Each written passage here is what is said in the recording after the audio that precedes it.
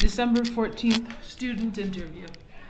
What do you know about the resources available through the health, wellness, and counseling centers?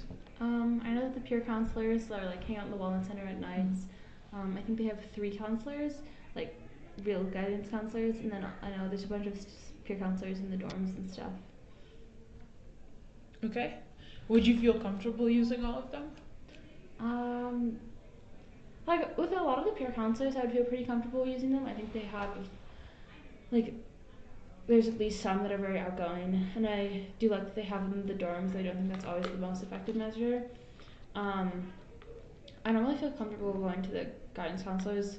I've heard that Abigail Friends is like the good one, and that I don't like want to name names here, but just some of the other ones are not as effective and will often just like kind of send you home as a first resort whenever you come in with mental health issues, which you don't love. Okay. Do you think the school handles mental health issues on campus effectively? I think they try to, but I still don't think they do. I think there's still like with boarding schools everywhere. I mean, if you look at how the kid at Andover just killed himself like, a month ago, the kid at Exeter ran away and like was trying to like escape to Connecticut or something. Like no place where kids are this stressed out is like handling mental health super well, and especially I think a lot of the efforts they make kind of fail. I as much as you like give people these outposts to talk to, like the peer counselors and stuff, it's not really going to change the fact that people are so stressed, you know, like, or it might only change that if you really do force them to have these one-on-one conversations with peer counselors, which is just so like abusing peer counselor time and also so like just yeah, it's too time costly. But Okay. In what ways does the school succeed with how it handles mental health? I think just one is by effort. That it does seem to be a really sustained effort, which there wasn't at my previous high school. Um, I don't like it. It's nice that they do have 3 counselors, and I just wish the counselors had a better relationship with the students on campus. Okay. In what ways does the school fall short with how it handles mental health? Kind of just like what I said before, like with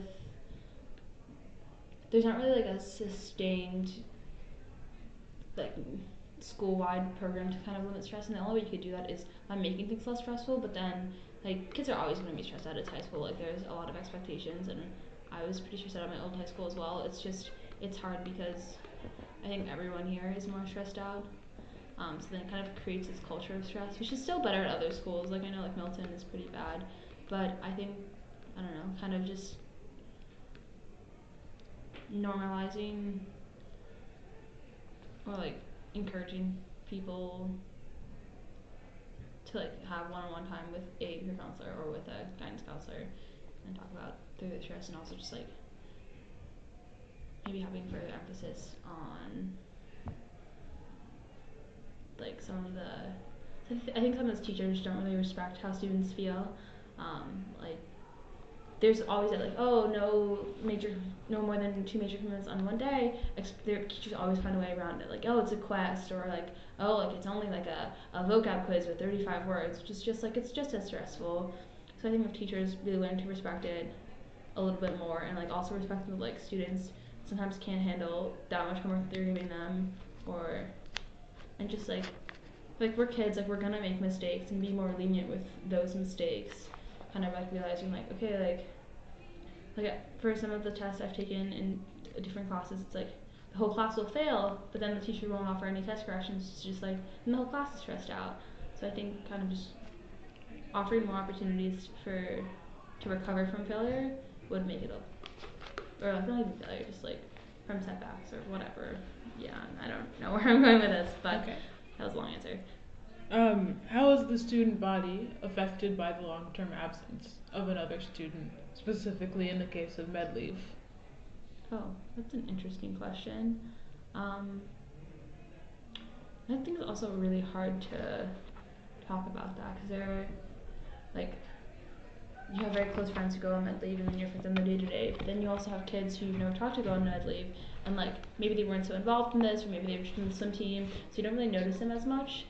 And I think the student body actually recovers pretty well when someone goes on med leave. There's always someone to like fill in whatever leadership positions they had, whatever sports teams they were on. But yeah, I think it's just worse for the student themselves. One thing I think the school should do is try to make med leave like really just adjust the time, like when they're coming back, like really give them an adjustment period. So I've never been on med leave, but I just like sometimes it's like if you're ever considering it, it's kind of scary to think about how much work you'd miss or how much like you have to make up once you return, which is I think a pretty bad incentive to stay at school if you're feeling that you should leave. Yeah. Do you have any additional questions or comments? I think we need to kind of change the school culture, but no, I do not have any additional on top of that one. Okay, thank you.